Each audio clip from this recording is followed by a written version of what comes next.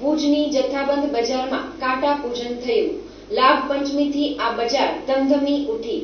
આજે વ્યાપારીઓ ખુશ હતા। સારું વરસ છે તેથી ધંધા સારા થશે તેવી આશા વ્યક્ત કરી।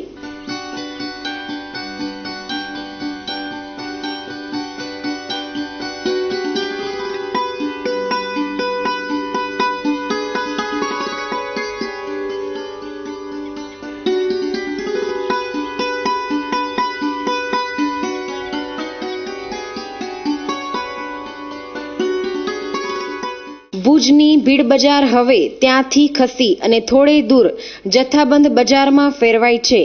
વર્ષોથી દીપાવલી બાદ લાભ પાંચમના દિવસે વ્યાપારીઓ કાંટા પૂજન કરી વિધિવત વ્યાપાર શરૂ કરે છે।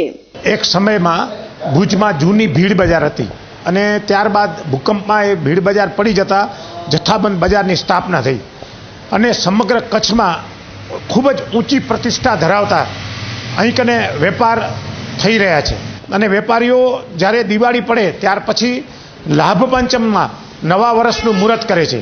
આજે આ જથ્થાબંધ બજાર માટે વેપારના નવા વર્ષનું આજે કાંટા પૂજન થયું અને આજથી વેપાર સત્તાવાર રીતે ચાલુ થયા।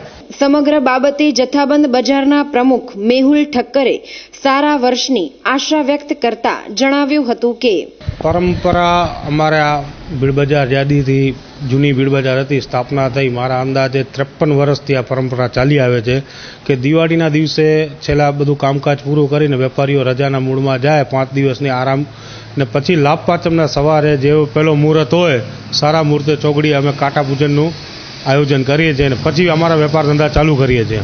આ બાબતે અન્ય એક આગેવાન વ્યાપારી પ્રવીણ ઠક્કરે કહ્યું હતું કે વર્ષોથી આપણી પરંપરા ચાલી આવે છે કે કચ્છની બજારની આખી કચ્છની બજારને આપણી ભીડ બજારનું સંલગ્ન જ છે ને એને જ્યારે પણ ક્યારે પણ કોઈ પણ પ્રસંગ આવે ત્યારે આપણી કચ્છની બજાર એના માટે આપણા રામજી નરસિંહ ઠક્કર શરૂઆતના પ્રમુખ હતા, ત્યાર પછી આપણા અરવિંદભાઈ પ્રમુખ હતા।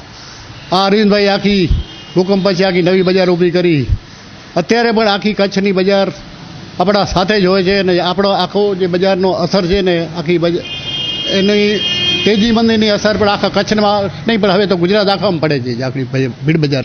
એ રીતે કચ્છની સૌથી મોટી જથ્થાબંધ બજાર દીપાવલી બાદ ધમધમતી થઈ હતી।